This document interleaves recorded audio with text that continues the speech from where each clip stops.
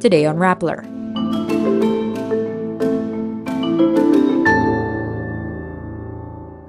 The Foreign Affairs Department says most OFWs still want to stay in Israel despite the war. Transportation Chief Jaime Bautista files a libel suit against two individuals who accused him of corruption. A trade and industry executive links a spike in Philippine foreign investment to President Marcos's overseas trips. Two more witnesses in Laila de Lima's remaining case recant their testimonies. A Miss Grand Philippines 2023 candidate is reported missing. PBA team Ginebra looks for a replacement import amid Justin Brownlee's doping issue. And Taylor Swift's The Eras Tour film falls short of box office estimates. Filipinos working in Israel are still unwilling to return home more than a week after Hamas attacked.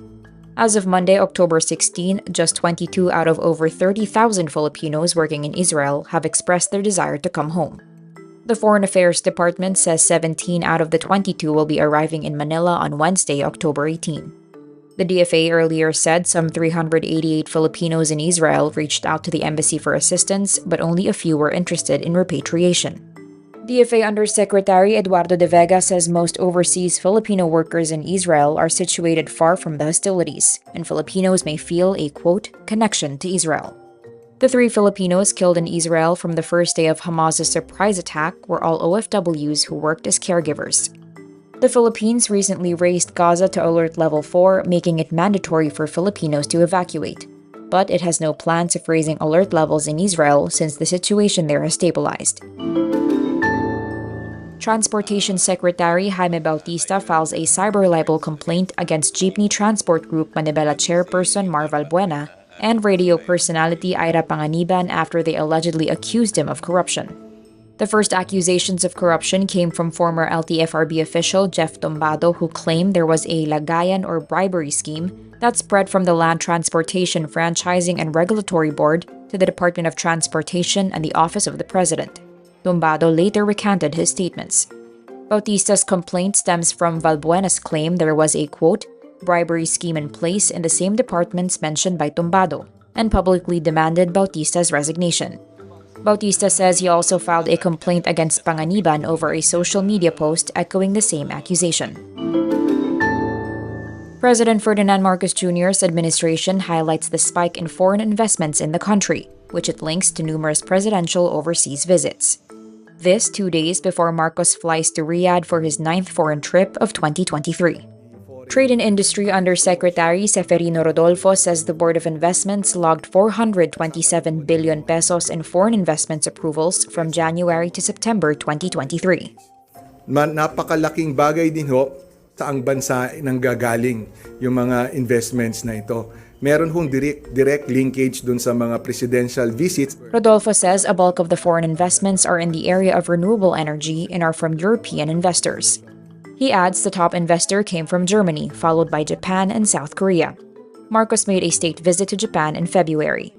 Marcos's upcoming trip to Saudi Arabia will be his 15th overseas trip since he rose to the country's top post in June 2022. Two more witnesses recant their testimony in the third drug trading charge against former Senator Laila de Lima.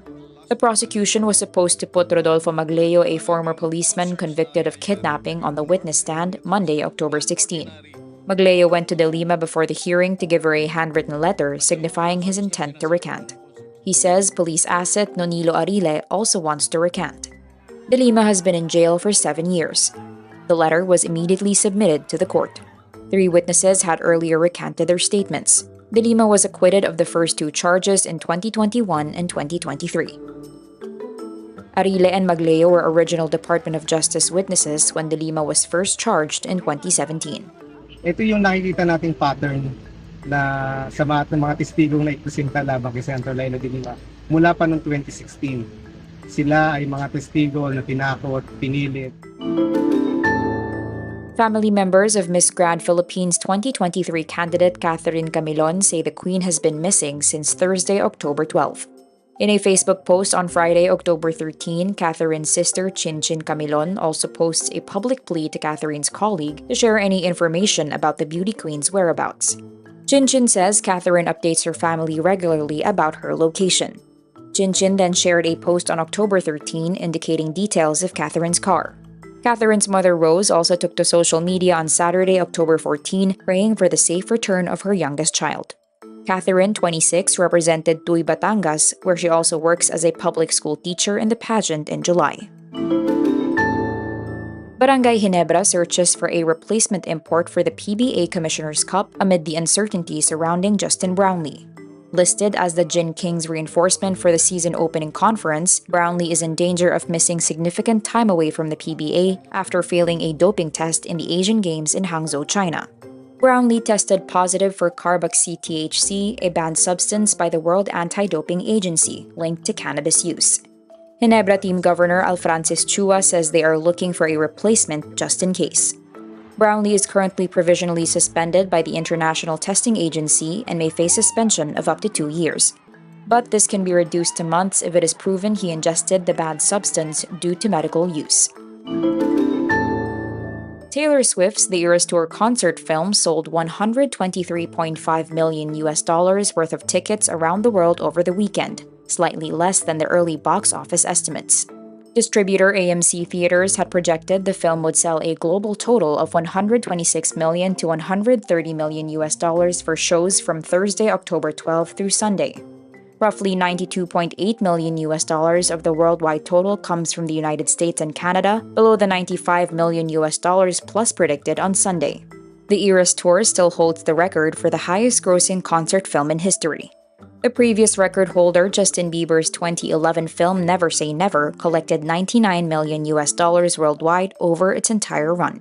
The film provides a welcome boost to cinemas facing a lackluster autumn slate, following a prolonged strike by Hollywood writers and actors. And that's today's wrap. I'm Nina Liu. Thank you for watching. Click the link below for the full story. Follow us on Rappler's YouTube, Facebook, X, Instagram, and TikTok.